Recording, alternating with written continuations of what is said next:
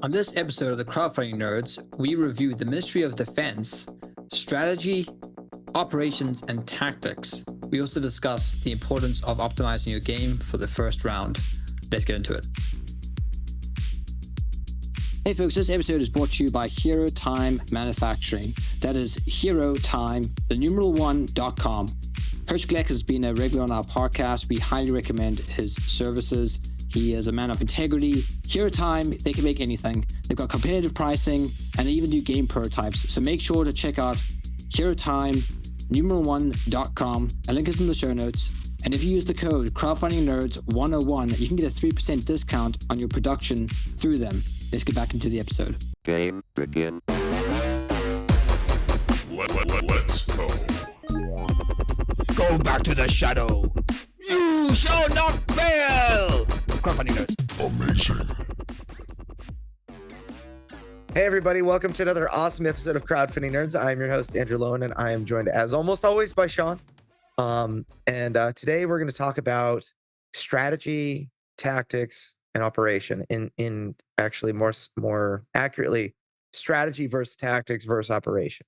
And in terms of game design and marketing. So, and how really they're all related. Sean, you want to kind of start us off with some context as to why we're discussing this stuff? Yeah, well, I suppose in my personal time, I've been doing a lot of research into World War II, into military operations and intelligence work, because I'm currently working on a board game concept that kind of involves a lot of these ideas. And I got stumbled upon the Ministry of Defense, which is the UK's kind of publication on their defense doctrine, and it outlines these three key areas in terms of military operations. I've looking through them, I was thinking that this would actually make a great episode for the podcast, because you can apply this military doctrine and apply it to your business or apply it to your game design. So I think there's a lot of approaches here that we can learn from this. It's kind of like Sun Tzu, The Art of War, and a lot of business people would read that, even though it's about ancient battle techniques. A lot of it isn't really relevant, but the kind of philosophy and the kind of logic of those kind of military tactics can be applied to a lot of different areas where you're trying to solve problems. I thought it'd be really helpful to kind of clearly define these three areas and how they relate to both game design, but then also marketing, because there's a lot of overlap. And I think if you can define and answer these kind of three buckets really clearly, it's just going to make your messaging a lot more clear and hopefully help you achieve your goals. Okay, so then let's begin with kind of definitions of operation, strategy, and tactics. How would you define operation, so that we can all understand, be on the same page? Well, I'll go back to the joint doctrine publication by the Ministry of Defense in the UK, their UK Defense Doctrine. And we include a link to the PDF if people actually want to go through it in the show notes. But they, on page 43, define a strategic or strategy as, let me get it here. Strategic. First, right? No, it's strategic, it's strategy, operations, then tactics is how they have defined this. So Okay. maybe, yeah, so maybe I could give you my kind of layman's term, a broad definition, and I can read their actual definition. So the strategy is the ends or the why. So this is kind of the big open question. So in terms of, you could almost say it's your kind of long-term goal. So it might be, I want to start a publishing Win business. the war, beat the Nazis. Yeah. For example, in Deliverance, it's, deliver Fallbrook from evil, remove the evil from Fallbrook. And then we go into operationals, and this is really the means or the how. So this is, I want to start a publishing business. That's the kind of, I need to imply a strategy to start a publishing business. And then the operation is the Kickstarter, Operation Kickstarter. That is the how you're going to do that.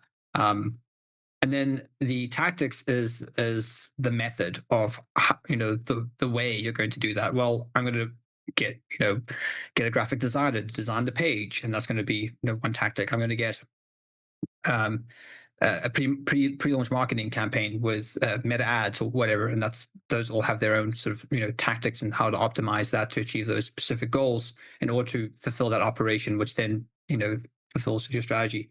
But in terms of this document, strategy is defined as strategic objectives are generally long-term and evolve over time, unless a significant change in the operation environment requires more dynamic reassessment. So it's kind of like that. Strategy is that kind of long-term objective. And then operational The operational level is a level at which major operations are planned and effects are created to achieve strategic objectives. And then the tactical is at the tactical level, operations are planned and executed within the context of the narrative to achieve defined objectives. So I think the tactical area is very defined. It's binary. Did we achieve X, Y, yes or no? And that's kind of the tactical level. So that's kind of the broad definition overview. I know Cool. it's a bit complicated because I kind of was jumping around, but hopefully you got enough there. Yeah. So the reason that I'm familiar with this type of conversation is because of chess. And so the way that I kind of liken strategy, operations, and tactics would be so strategy is you know, capture the king, right? And Hmm. your operation is like what general I guess the way that I'm familiar with it is your goal is how I would explain strategy.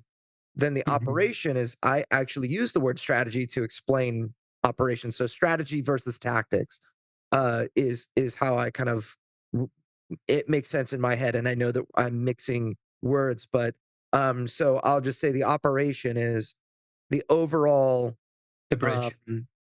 like am I gonna what my opening is. Am I opening with the Sicilian defense? Am I opening up with pawn to e4 or whatever? Is how am I going to go about beginning this effort?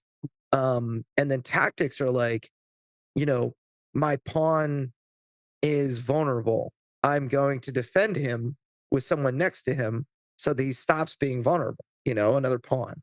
Or I'm gonna, my knight is it's a good strategy to have my knight placed in front of a pawn so that the pawn is defending the knight. That means the knight is generally in an offensive position. And I don't yet know how my opponent's going to respond. But if my knight is in an offensive position defended by a pawn, like in the middle of the game or toward, that is a very difficult thing for my opponent to deal with. The knight gets to be very offensive. Um, and so, that's like the individual little tactics. And so when the knight is being attacked, my choice, I have generally it's a binary choice of one of two things. I can either move the knight so that it's not in danger anymore. I can maybe that means advancing position a little bit and putting my opponent in danger. Um, or generally, I can defend the knight. So if my knight is vulnerable, and then somebody is moves a bishop into place or a queen into place so that they can take the knight their next turn, I can then respond by defending my knight with a pawn and move my pawn into place. And now the knight is defended. That kind of that makes the queen is not going to want to try to take a knight generally because if the queen is going to be taken right after. So that kind of shuts off my opponent's line of attack. Like it shuts off the very next line of attack that my opponents have. So the kind of the nuances in tactics are like I'm gonna let's say you're the one with the knight and I'm the one with the queen. I move my queen to a place that attacks your knight, so that you defend your knight in a particular way. You may, by defending your knight in a particular way, not realize that I had a secondary line of attack. So maybe moving my queen to a place, not attacking your knight. I am now putting your king in check and targeting a rook at the same time. It's called a fork, and so we're looking for things like that. So this nuance in tactics is oftentimes guided by the operations, like the how, the general strategy moving forward, and then what you're saying is strategy. I would call a goal, like the overall goal. Hmm. Like did we win or did we lose? If we, you know, and you could also consider that a vision. So like as a Yes. business person or whatever, you have to have a vision for where it is that you want to go. I always use the Hobbit, you know, Bilbo looking at the lonely mountain and saying we need to go there. So you may go down through the forest and whatever, but then Use the eagles, man. yeah. Yeah. So Yeah, the Eagles is the operational. yeah. Yeah, so another maybe word that we should define is campaign. So in this document, a campaign is defined as a set of military operations planned and conducted to achieve a strategic objective. So uh, again, we have operations that are within that strategy or that strategic objective. The strategy kind of defines the goal. The operations are the means by which that goal is achieved, and then the tactics is the specifics of that particular operation, that how you achieve that goal. So this is really important because you need to be able to answer these three things when designing your game, right? Like, what is the strategy? What is the why are they doing this? And this is the first thing that we kind of try to answer with Kickstarter pages. The first thing someone, when they scroll down, it should be, who am I and what am I doing? That's basically what is the strategy and what is the operation, is what we're basically saying. You need to answer those things straight away, and you need to be able to define that very quickly within your game design. Like, who am I, what am I doing, and why? Like, why am I doing it? And then the kind of, and I think one of the problem with a lot of game designers is that they love tactics, they love mechanics, so they focus a lot on mechanics. And like the first, like, we, so many pages we correct, we have to like tell people, and as soon as you scroll down, it's like, this is like a deck building, tile placement, tableau. It's like they list all the tactics. It's like, that's fine to introduce later, but at the beginning you have to start with strategy, and then you have to talk about operations, and then you get into tactics. So that's a big mistake we often see people create. So I think in terms of your game design, but then also in your marketing, how you're presenting your game, focusing on the strategy and the operations is really the kind of, where you could say, top of funnel, and then the kind of bottom of funnel is more and even in game, in terms of late game, it's the tactics is kind of the bottom funnel. Once people actually kind of know what they're doing, what is the strategy, what is the operation, then the tactics make sense within that context. Otherwise, you're putting the cart before the horse, and then people are just going to not be interested, they're going to be disengaged. Yeah, it's a really tough thing as a game designer myself. The way that I kind of apply this, and I call game design a lonely road, because very few people will have the capacity to understand what it is that you're working on while you're working on it. And that's because they have no tangible understanding of, they've not played your game. They've not, all they're doing generally, if you're marketing it or sharing on social media, or you have a Discord server or Facebook group, whatever, you're sharing a little bit. You're like, it's like a window into a few hours of the experience that you've been inundated with for months or years, right? And so there's very little that I can, when I'm looking into someone else or someone else is looking at me, there's very little that information that can transfer through that little window of explanation. So I don't have a base, like, for example, with Deliverance, I was very excited about how the angels were so highly customizable, and one game will feel very different than the next, even with the same character. So the the tough part was that nobody had a tangible experience playing the game that I was marketing to, that I was sharing with, that were in the Discord.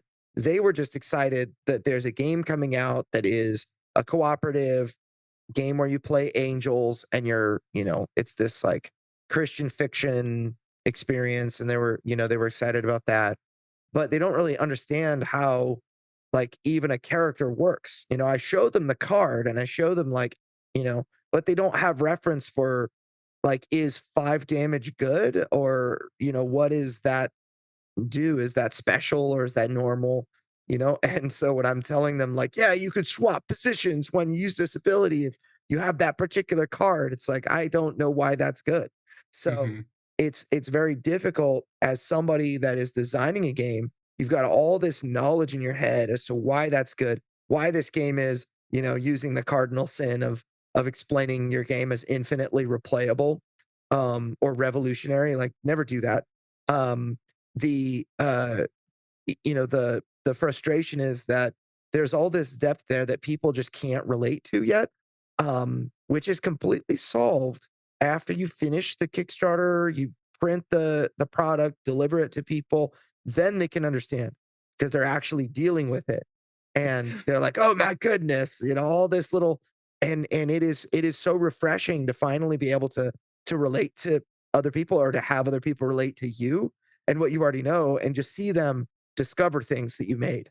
It's like, oh my goodness, this character is so great because you can build like this. And I totally got this card I thought was bad, but it ended up being clutch in the victory that I just had. And you get all those conversations, and it's very satisfying. So, one thing that has been nice with the Deliverance expansion is there are several thousand people, like 5,000 people or whatever, probably 15, 20,000 people that have played Deliverance so far. And that, the physical version that actually have gone through the campaign and whatever. And those people are now the people I'm marketing to for the expansion that all have a general understanding of, is 5 damage for a starting character high or low? Is moving 5 spaces good or average or bad?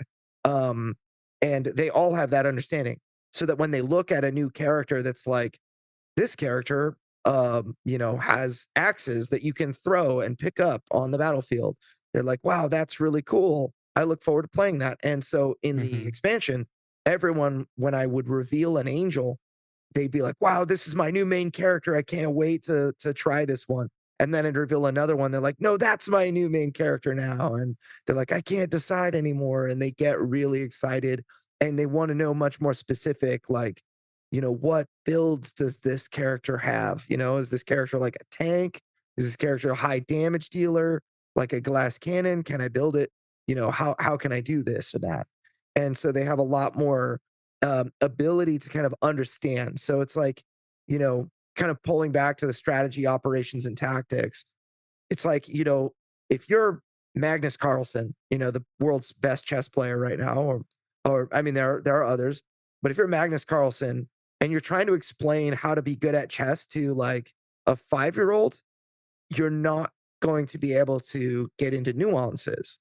You have to say, start with the goal and then tell them, okay, how are you going to do that? Is you're going to use your pieces, and then tactically, your goal is to never lose a piece without getting one back of equal or greater value. So when they take your pawn and you get to take their knight, that's a really good trade for you. And there are some really basic things like, this is how the knight moves. The queen can move any direction, up, down, left, right, diagonal. These are really important fundamentals, but eventually that 5-year-old becomes a 10-year-old that really understands kind of the goal and much more depth. But still, as a Magnus Carlsen, he wouldn't be able to say, well, 20 moves into the Sicilian defense. It's probably going to look like this. Could look like that or the other. Memorize all of them.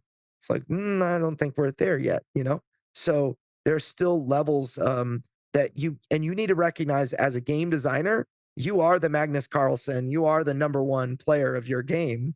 And something that is easy to you is going to be overwhelming to a new player. And that's just because all of the information that they intake is brand new. Yeah. So, yeah, this tactics glazes people's eyes over so fast.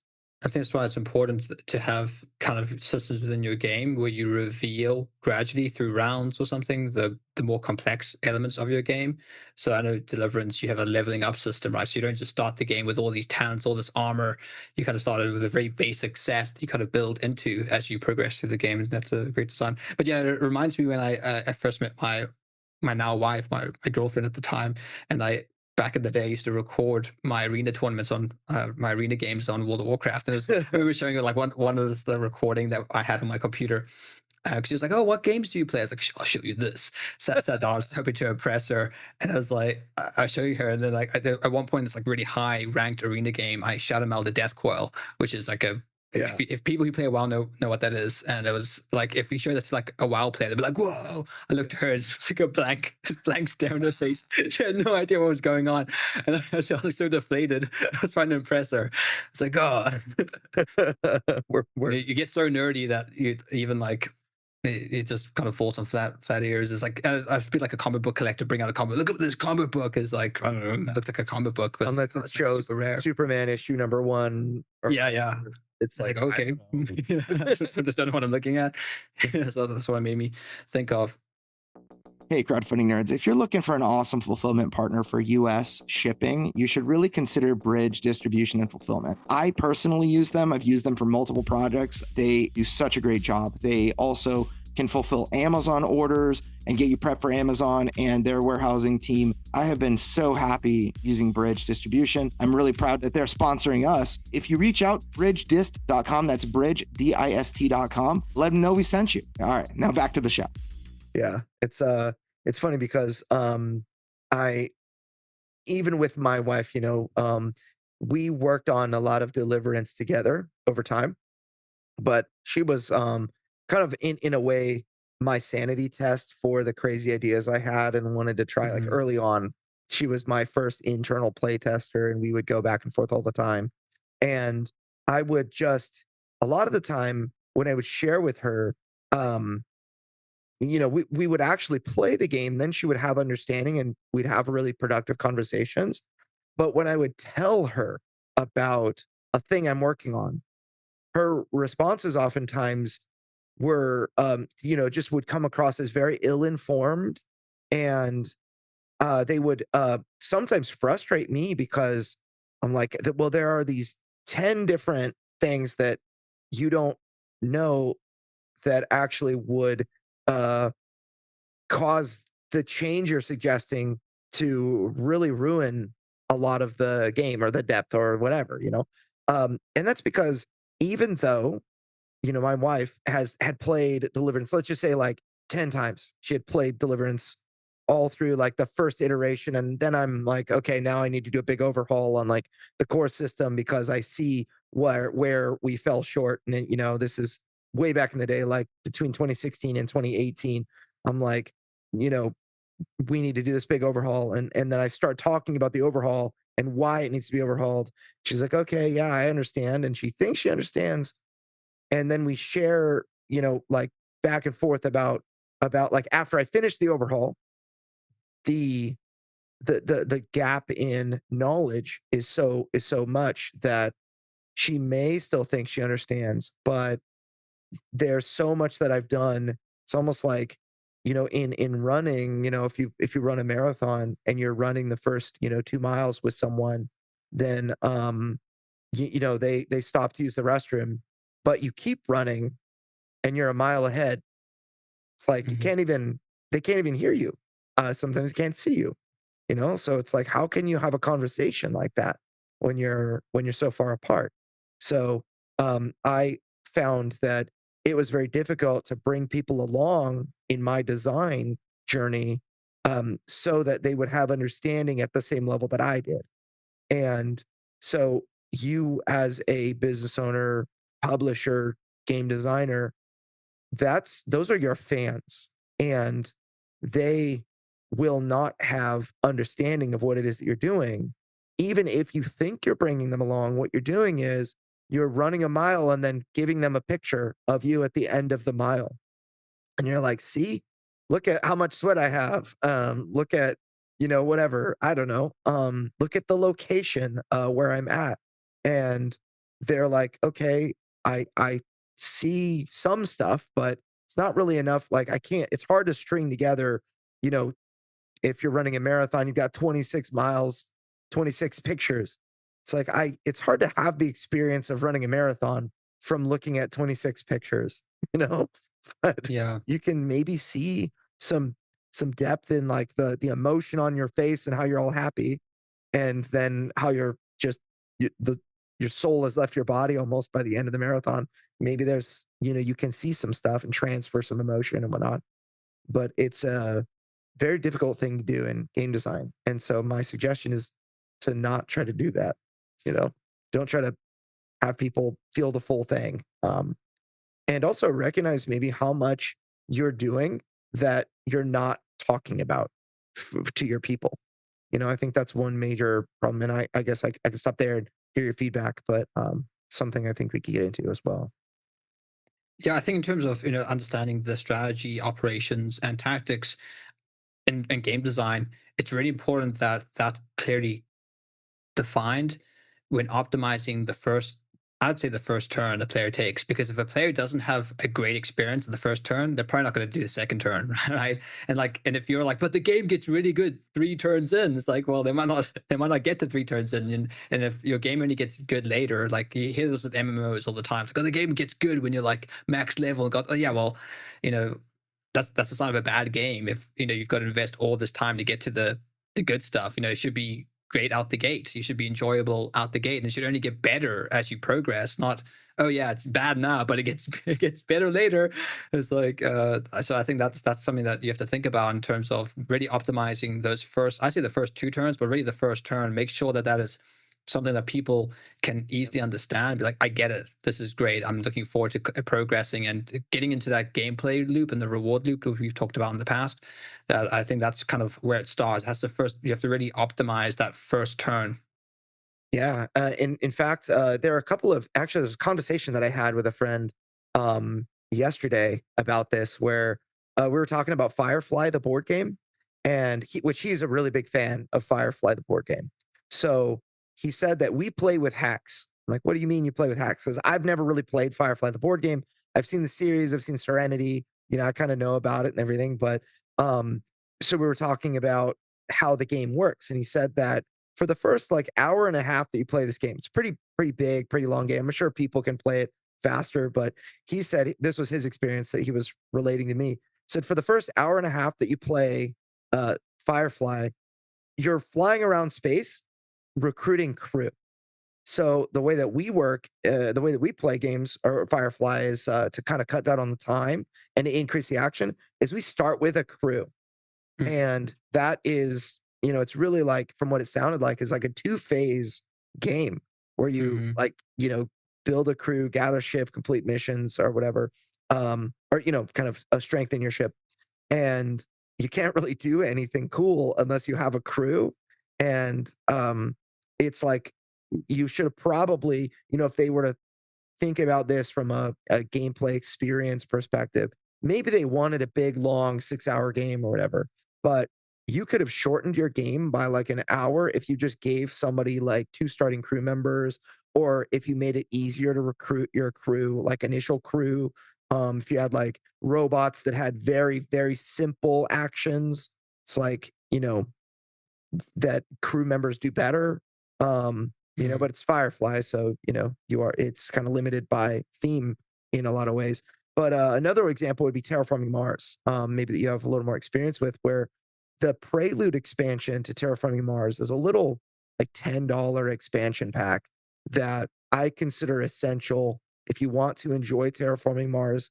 If you want to give it to a new player to enjoy Terraforming Mars, you need to start with this Prelude expansion. And what it generally does is it takes your first like 3 turns and combines them into one in the game. It's like, oh, you start out with more resources. You start out with a corporation that actually gives you some interesting stuff to do right from the first turn, rather than like what you're doing is you gain like, 1 copper for 3 turns in a row, like 1 and then 2, then 5 copper. And now you actually have enough to play the game. You should just start out with enough resources to make a decent move right away. And I ran into the same problem with Deliverance, where I remember the first public playtest I ever did. There was this guy that was like, "Okay, what are my choices?" I was like, "Well, you can shoot or you can use a prey action." He's like, "All right, I'm going to use this. I'm going to punch a bad guy with my shoot ability." And I'm like, "All right, you deal 2 damage." And his response was, "That sucks." It's like, well, that I don't want the first action that somebody takes just to feel underwhelming and suck. So I thought, what shall I do? And I went back to the drawing board and looked, and it's like, I just start people out with more resources. And so I never heard that feedback again once I started people out with 2 courage, which is like your energy that you spend, your currency you use to spend to enact your more powerful abilities. So the first ability you could do your little shoot, which is maybe resource generating, but you could also do your big force beam Kamehameha attack that hits really hard, and you spend your resources to do that. But you have that now meaningful tool in your arsenal, so that when you're like, all right, I shoot, it's like, okay, you deal 2 damage. That sucks, but I have the big force beam that deals like 5, and great. I feel like this doesn't suck anymore. I see how this works now, and I, and you don't lose heart, right? So I think that's a very important thing to kind of consider as you are developing the game. It's like that first experience. You need to give people not just two choices, but you need to give people a meaningful ability to make impact on the game right from the very first turn, in my opinion. You need to give Mhm. people that vision for what am I trying to do? And you shouldn't, if the game is not like if the kind of we've been talking about gameplay loops and reward loops and whatnot. If the gameplay loop by doing the thing that is desirable, if that is not bringing you toward the end of the game, then the system needs to change to support.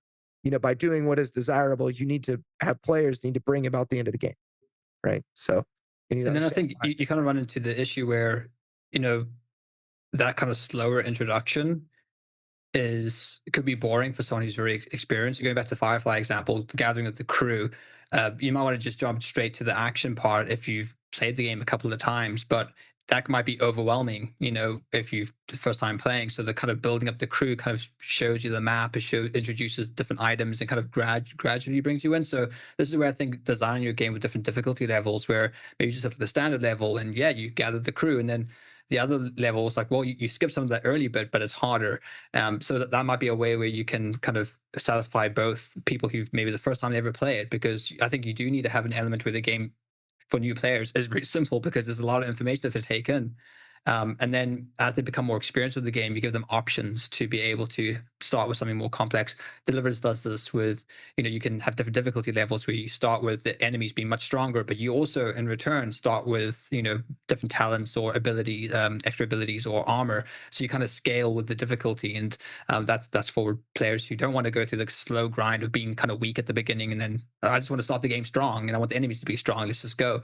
And so that has been remedied with Deliverance, and I think that's something that game designers need to think about as well. It's like, yes, you have to design your game so it's really satisfying for the very first player who's never played your game before, knows nothing, and you don't want them to have an overload. But then also you need to have some type of system where the first turn for that more experienced player is also satisfying, and they need to be able to modify the game to some degree so that they can get there. Yeah, I think that the one game that that I really want to love, I is Scythe, Scythe by Jamie Stegmaier, Stonemaier Games. I really, really want to love Scythe, and the reason I think that I don't is it just has stopped kind of making it to the table, is because every time I play it, it's with a new player, and the new player doesn't understand how to do what I think what Scythe doesn't do very well is it doesn't kind of the actions don't naturally lead you toward an engine that builds strong combos and produces like stronger results. It doesn't naturally do that. What happens is you kind of fall into that. You're like, oh, I see like turn 4, turn 5. I see kind of where I should be going. I see what my faction wants to do, and I see what's out there on the map and where I should be going. But you could, if you just knew that from turn 1, you would have made different moves. You would have acted, your engine builds like 2 rounds faster, which means that at the very end of the game, when it's turn 15, um, my engine has been running for like several rounds more than yours, like my full capacity engine. Yeah. And you just generally stand no chance of winning if I'm, playing really hard. But so like the what I'm trying to do as an experienced player is low key recommend like, oh, you should take this because see that oil, like it's good for you later. And but what I really want is I want to play with like 4 other players that are super experienced, Hmm. because then it's like I don't need to tell any, it's like playing poker. So I don't need to give you any information. I'm trying to take your money now. And Yeah, yeah. I'm trying to win. And that's what makes that game really fun, despite some of its flaws, right? And so I think that for me, that's one reason I'm kind of drawn to cooperative games because I want to, I want to have the kind of open door to help someone without at the same time being the quarterback that's telling them what to do. It's like Pandemic, it's really a one player game with 4 characters. Um, I think that's something that game game designers have to think about. I think I mentioned this a couple of podcasts ago, but I spent some time one time going through a lot of shelf side videos because they do reviews, and that's a YouTube channel for those who don't know.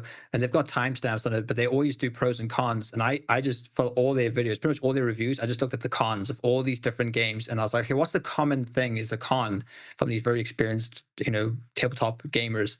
And there was a couple of things that came up that were cons. One was quarterbacking on co-op games. It's very easy for someone, oh yeah, do this, then you just take over, and like it ruins the experience. Another thing was just like text not being very clear. Another one was rule book. So it was interesting. A lot of the kind of the things they didn't like was making the game easier to get access, easier to get into, making it more kind of logical, and stripping back kind of the fluffy thematic language when you're just trying to play the game and you need to be able to read a card, need to be very simple to understand. So that's quite useful. But they one thing they did mention was this idea of quarterbacking, and I think that's really hard to escape in a co-op game, and something I've had to become far more aware of as a player myself.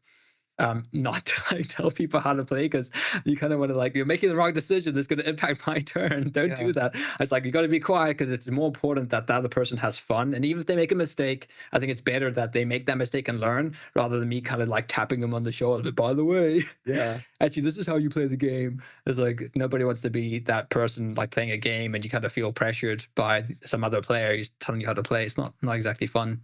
Right. And so that's where, of course, certain games are for certain groups. Like a game like Catan allows a worse player to come back through the use of social engineering, where it's like, nobody trade with Sean, he's in first place. It's like, oh, I've the person who only has 1 point and is like several behind everyone else. So like, okay, what resources do you have? And it's a lot easier to kind of come back into the game and feel like you've got allies now and you're a part of something. And it's really funny, a game like Risk, if somebody has totally taken over like the Asian continent or whatever, it's like, okay, you're definitely on my hit list, and we can't let Sean get all that reward from keeping Asia. Let's all attack him. So you're getting attacked from every side, and it feels good, but it's a way to kind of bring players that had no chance of winning back into contention in a way. And through that social engineering. But in cooperative games, you've got very little, you've got kind of the leader, and then the followers is a very common. So what I find, that it's hard to do, but you have the goal, like going back to the Hobbit, you see, the lonely mountain in the distance, but then right below it, you've got this thick layer of forest. So you generally know move forward, but other than that, like there's this like a sort of a fog over exactly how or what the best move is, and so everybody knows, all right, we have to move forward, but there's a path to the left and a path to the right. So the quarterback might say, I think we should go right, and then the noob might say, I think we should go left, and there's no right answer or wrong answer necessarily. And so the quarterback, the person who feels compelled to kind of help people so that the group wins the game, that's not a decision that they need to be the boss of. If someone's like, all right, I'm at 1 HP and there's a monster in front of me that's gonna kill me, if you don't kill it right now, and the archer is like, I think I'm just gonna pick berries at my feet instead of stop that monster from, whomping you. It's very, that can tilt players, right? And so I think that the tilting of players in your game, I think that's something that you need to look at. Tactically, it's actually a very negative thing if you have a cooperative game and and you're causing players to tilt over making dumb decisions they just don't realize are dumb or bad.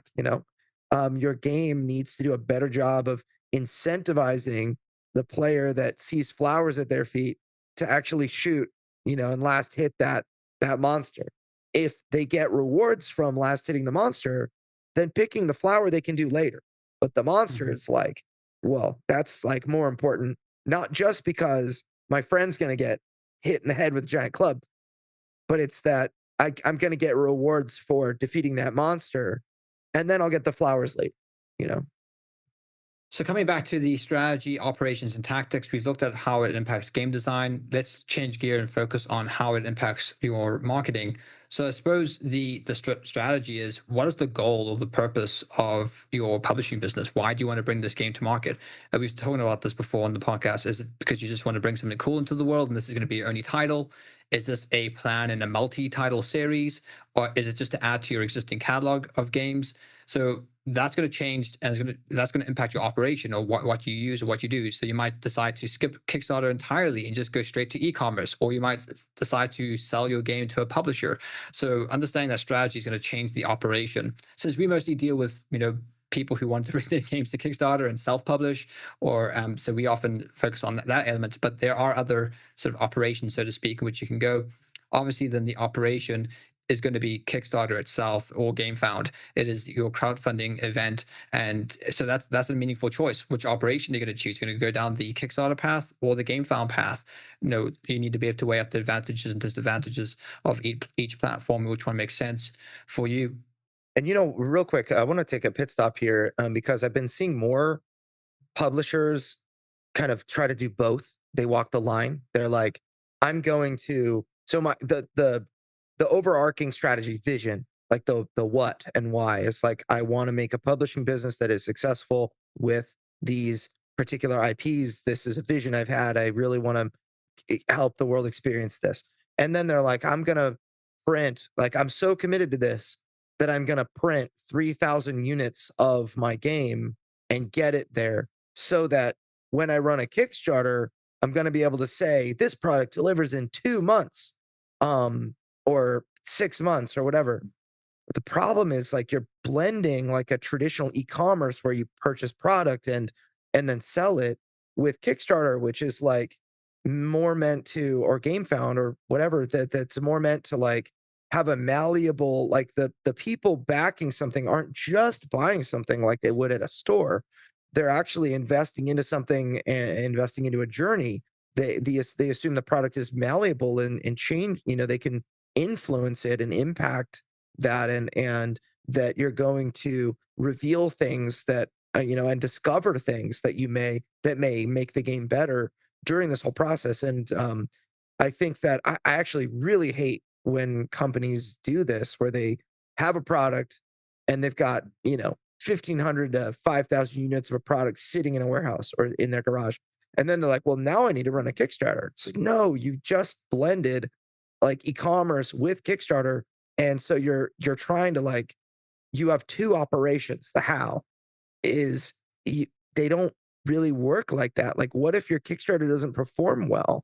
Then you have all this product. Like, you get really good feedback from your audience. They're like, oh, it'd be really great if you could change this, and you can because you've already printed the product. We've had 5,000 rule our books clients where they've had really good feedback from running the pre-marketing, and they're like, oh, could you change this or maybe update this art or whatever? And well, no, I can't because it's already been printed.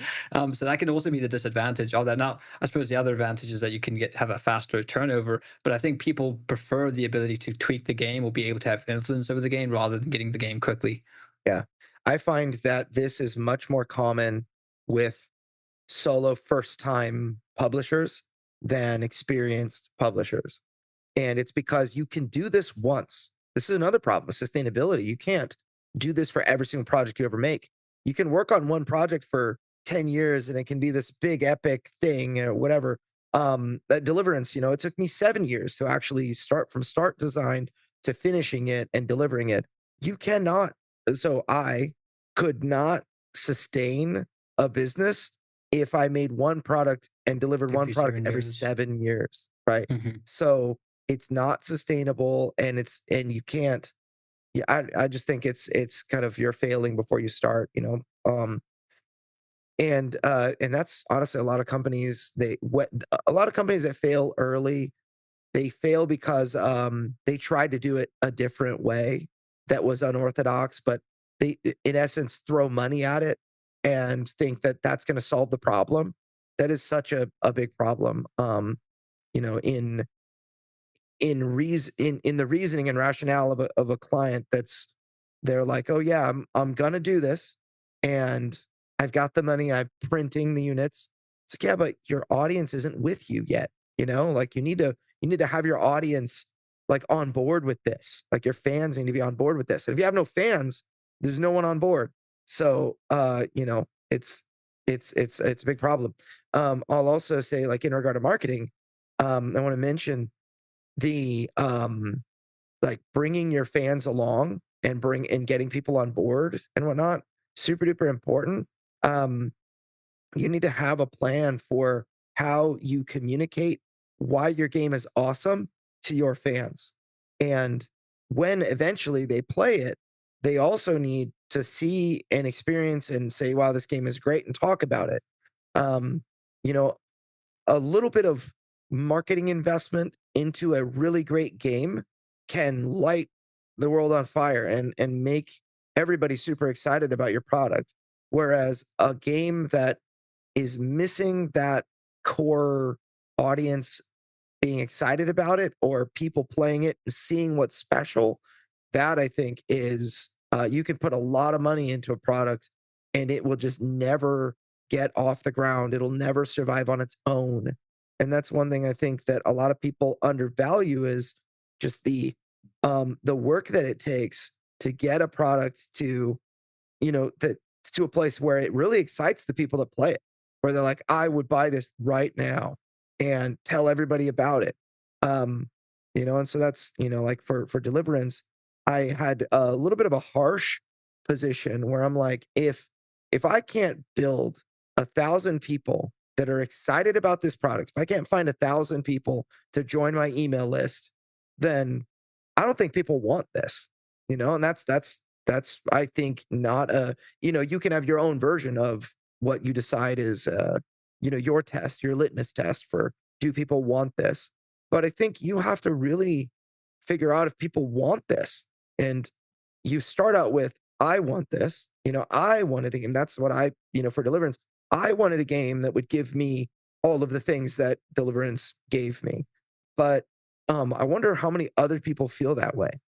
And we can probably, crowdfunding, we can find 300 backers that, feel the way you feel, probably. But that's, if your goal is to have a very successful publishing company, that's not enough. Mhm. Right. So Yeah, yeah. absolutely. And then finally, I suppose we have the tactics, and the tactics when it comes to your marketing is the method all the way. So is it going to be meta ads? Is it going to be board game geek ads? Is it going to be influencers? Is it going to be a hybrid of those things? Obviously, we always recommend meta ads being the lowest hanging fruit, the way to kind of get in there. Other than that, I think influencers is a great place. YouTubers get people to create content around your game, and then board game geek. That's kind of the tier that we would suggest. And then you need people, or you need to develop the skills to be able to, fulfill those tactics. What's the tactics when it comes to meta ads? What kind of imagery should you use? What marketing messaging? When you tap into something like us at Crowdfunding Nerds, you're tapping into years and years of marketing countless numbers of tabletop games. So we've refined a lot of our messaging, a lot of our processes. Like oftentimes, we get clients and I think well-meaning, they want. We had to count, it'd be like 350 at this point, right? Yeah, it's a lot. We often get clients who suggest things. I always open to suggestions, and I never want to discourage people from suggesting. But usually, I can tell straight away if something's going to be like work or not. So it's like, oh, try this image. Like, that's probably not going to work, and I can kind of steer and direct and consult. And hey, this one would actually probably be better for X, Y, Z reasons. I've kind of determined. I know straight away if this video is not going to work because it's got a 10-second introduction of your logo slowly fading in. It's like, no, it's not going to work. I don't care how good your video is. If it starts like that, it's not going to work as an ad. It's got to get straight to the action. You got to cut it at a very. And I know exactly where to trim ads, where they optimize them. So that's the kind of wealth eventually, the tactics.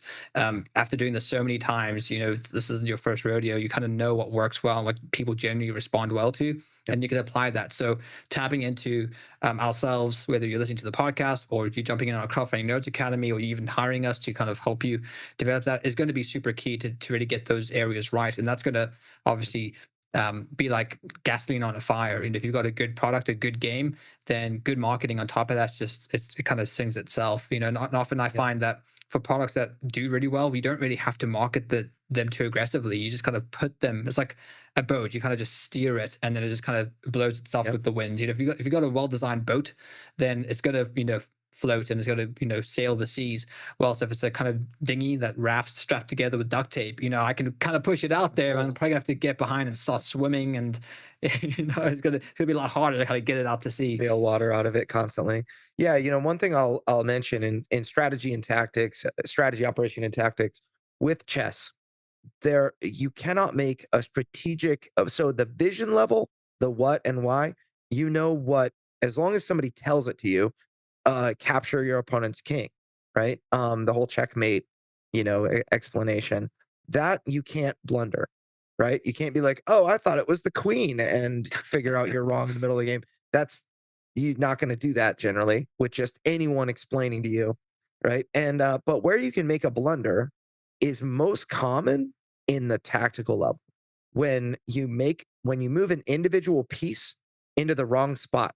That's your blunder, right? Like you move your queen into a place that can get taken, and you don't have anything that you can counterplay. You're pretty much your 1 foot is out the door, right? Mhm. You're on your way to losing. So in marketing, tactical blunders are you want to find ways to avoid tactical blunders. Our crowdfunding nerds courses are really great for that. Just to tell you what could go wrong, right? And like not having a shipping chart. If you're going to crowdfunding and you just don't have a shipping plan, when you launch, and you're like, oh, we're just gonna make shipping like a flat $20. I'll figure it out. You are in for a significant, like you have made a significant blunder. You may luck your way into being able to fulfill, but you cannot run a company like that. And so tactical blunders would be like, in terms of like game design, if you encourage your players to do something that does not finish the game, like for example, in Final Fantasy Tactics, one of the things that I would always do is run all my people into a corner away from all the enemies, and then use power ups that would increase my speed, and so that I would get 4, 5, 6 actions before my enemies would get one. And then I would just speed up, speed up, speed up, and then they would damage us.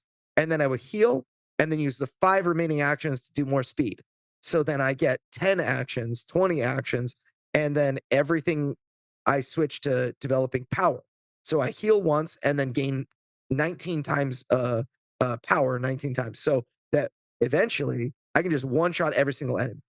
And that is totally like taking advantage and gaming the system. And it's also not very fun. It's a way to win every single game, no matter what. It's like if you can just punch It's like something. Pyro.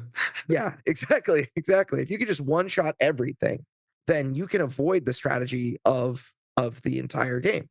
But it's not fun. And usually people that do things like that end up not beating the game, because they're like, well, I just beat the game in this one match. I just have to replicate this 100 times, and then I beat the next 100 battles. I won the game right here. And they don't see a way that strategy could possibly fail.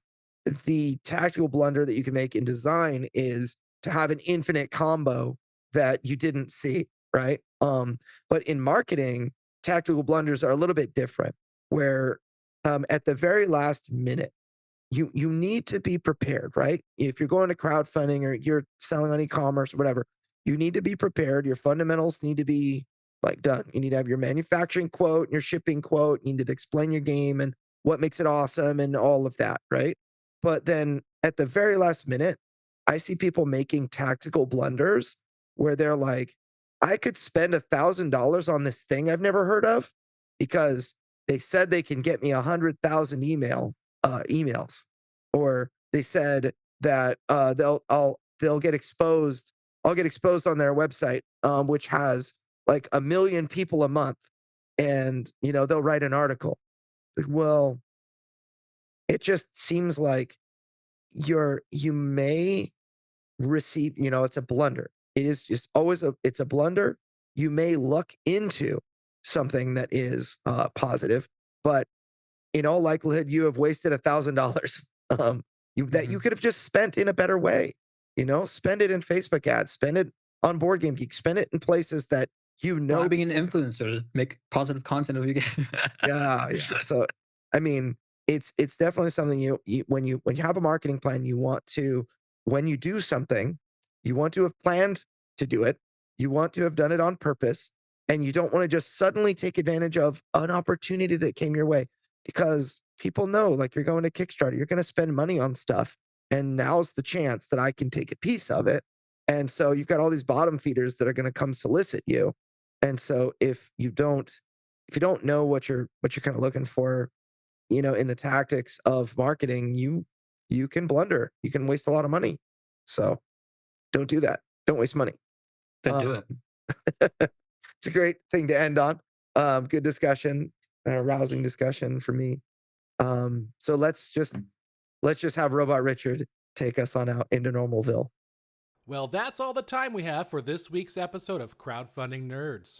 For more resources, articles, and to listen to past podcasts, please visit us at crowdfundingnerds.com. And if you have a crowdfunding question, we also have a page on our site where you can send a message directly to us. Please visit crowdfundingnerds.com/question. And if your question is a great question, we may include it in a future podcast. Thank you all again for listening to this week's episode, and we'll see you next week.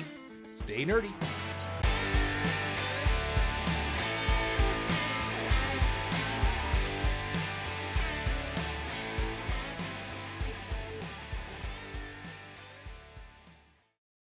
Tabletone is a phenomenal app. I use it every time I play tabletop role-playing games with my family. It greatly enhances the immersive experience. In fact, it's night and day using it and not using it. It can also be used for board games or any card game. It's great background music. It's made by a company based in Austria who have their own studio, who have developed their own software specifically to cater to your specific needs within the different game settings. So you can control intensity, there's different background noises. You can get it for free, and there's also a trial that you can run for 2 weeks that will give you full access to their entire catalog of sounds and audio. Definitely check it out. Link is in the description. Visit tabletone.app for more details.